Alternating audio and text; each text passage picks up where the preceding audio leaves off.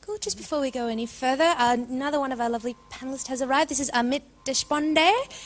Yes? Oh, good. He's the founder of India's Men's Rights Organisation. It's a registered, self-supported, non-funded NGO, which has been listed in the top 100 social organisations of Maharashtra. That's right. I got it. Good. Amit has been seen on TEDx Talks with a groundbreaking speech on men's issues. So, next question. Of course.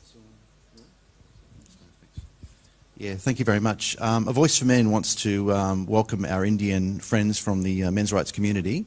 The Indian men's rights community is very likely much, much larger than anything we have in the West, and I think it truly demonstrates the multinational nature of the men's rights movement.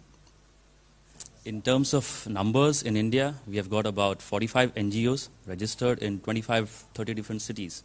And in my place where we conduct our meetings, it's like we, in our city, the city is so huge, so we have to conduct meetings at 3 different places, and about 120 people get counseled every week. We have our concept of weekly meetings in parks.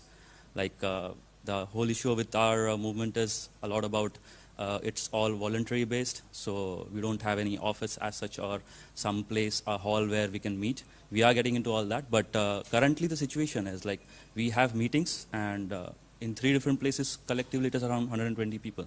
It's the same in the bigger cities elsewhere as well. So that's size. Yeah, Karen said before, I think it was one of your soundbite things, but it might have been somewhere different, but you used the phrase women's equality. To me that's, I mean, it is a soundbite in it, but it's one that doesn't make sense for it, because equality is a symmetrical thing where you need 2 things. But in what way do you people see the equality of men and women? To put it short, I would say that equality should be like, if there is equality in rights, then it should be in responsibilities as well. And that is how it should start. In India, for example, the laws, as elsewhere, but in India they are worse. Domestic violence is legal on men. A woman can file a rape case if her boyfriend breaks up with her, but the reverse is not there. And adultery, if a man charges a woman of adultery, then it is cruelty. But at the same time, paternity tests, whenever there is a suspicion and men do paternity tests, it's found that around 96% of the times they are right. So at one end, like, women are there who think that adultery is not immoral. At the same time, suspicions come true, but it is considered as cruelty. So if we have to talk about equality, it has to be with responsibility as well.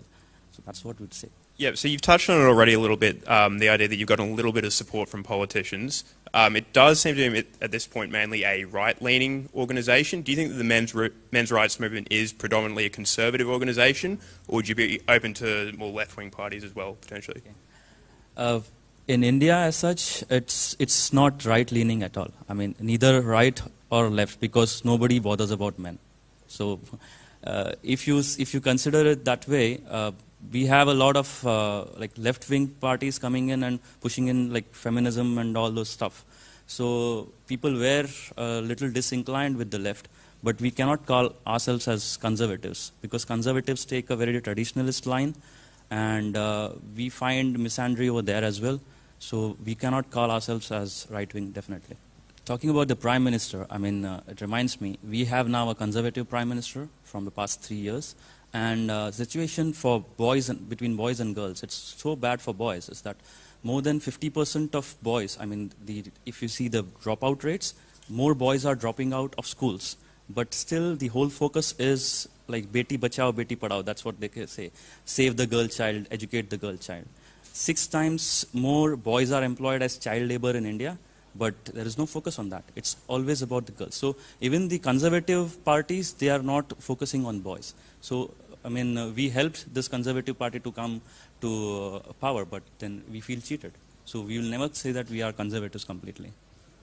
Part of the thing when I've agreed to come here and cover this event, there's an agreement that I've signed, which means I can't record anything through the course of the conference inside this venue. I'm just wondering why that was. Just one. Yeah. The only thing I will say in terms of media biases, like people say it's like facing the judiciary. The moment you feel that you are winning, then the statement comes, oh, but the women have been oppressed since centuries, and they just close it up. They just don't want the MRS to win in any debates. Yeah.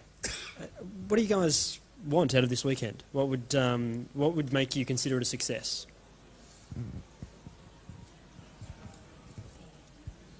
For us, it is to present what Indian men's issues are to the other MRAs all around the world. At the same time, to learn how things are working in different countries and what we can offer, what we can learn. That's all. I mean, we'll start with that, and I don't know, we'll have a lot of fun together. We good? Okay, well, thank you very much, everyone, for listening. So we've got a screening of The Red Pill, I believe, at 3 p.m. So we'll see you then. Thanks.